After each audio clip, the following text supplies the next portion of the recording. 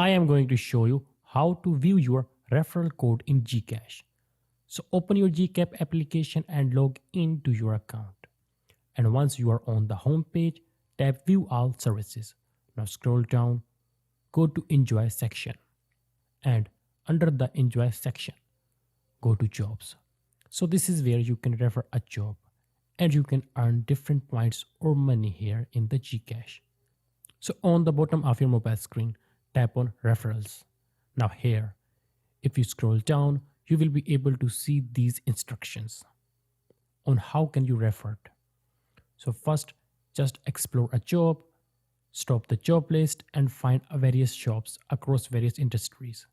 And then you will need to match jobs with your friends. Read the job descriptions and think of your suitable contact you can refer to them. And then refer your friends. So just enter your friend name, email and then tap on refer.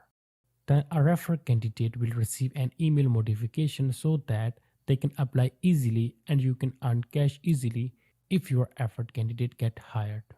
So that's it. That is how you can earn a benefit or earn point through GCash through refer. You actually do not need to have your referral code to send to your friend and earn some benefits from it. So that's it.